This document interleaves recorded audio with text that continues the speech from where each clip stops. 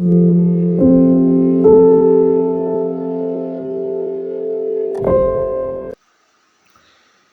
ආකාරයෙන් සුබ දිනයක තඹපත්‍රිය හෝ රන්පත්‍රයේ ඇඳගත් සරස්වතී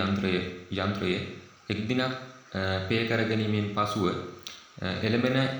සුබ මොහොතේදී ජීවම් කිරීම ආරම්භ කරනු ලබයි. මෙම ජීවම් කිරීමට අවශ්‍ය ඒ යන්ත්‍ර ආසනයට අවශ්‍ය අංග සම්පූර්ණ පුද පූජා තැන්පත් කිරීමෙන් පසුව ඇඳුරු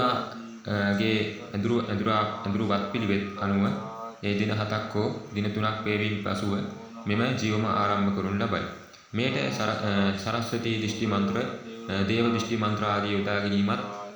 ප්‍රාණ මන්ත්‍ර යොදා ගැනීමෙන් පසුව දහස් වාරයක් මේ සරස්වතී ඒ යන්ත්‍රයට ආවේනික මන්ත්‍රයෙන් හරියාකාරව ජීවම් කරනු ලබන අතර ඉන්පසු ඒ පලිප්පු පූට සිද්ධ යන ඒ යන්ත්‍ර ශාස්ත්‍රයට අදාළ ඒ මන්ත්‍ර කාණ්ඩ ඇතුළත් කර මෙම යන්ත්‍රයේ අංග සම්පූර්ණ ජීවමක් ලෙස අවසන් කරනු ලබන අතර ඉන්පසුව මේ පළඳිනු ලබන්නා වූ දරුවාට හෝ එම පුද්ගලයාගේට සුබ දිනයකදී දෙහි තීන්දු මාලාවක් කැපීමෙන් පසුව ශරීරයේ තුන්දොස් කෝප ආදී ඉවත් කිරීමෙන් පසුව එළඹෙන සුබ කාලයකදී උදෑසන කාලයකදී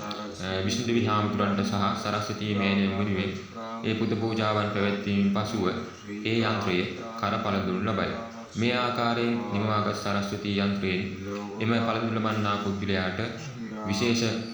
ගුණපල පෙන්눔 කරන අතර ඔහුගේ ඉගෙනීම් කටයුතු මෙන්ම තවත් බොහෝ කරුණු කාරණාවලට මෙම සරස්වතී යන්ත්‍රය මහෝපකාරී වනු ඇත. හරියාකාර ලෙස ජීවම් කර ගැනීමක් සිදුවීමෙන් පසුව මෙම සරස්වතී යන්ත්‍රයේ බලයේ ශක්තිය ගැබ්වන අතර ඒ යන්ත්‍ර ශාස්ත්‍රානුකූලව පැරණි පිළිවෙත් අනුව නිසි ආකාරයෙන් ඉටු කළ යුතු වන්නේය.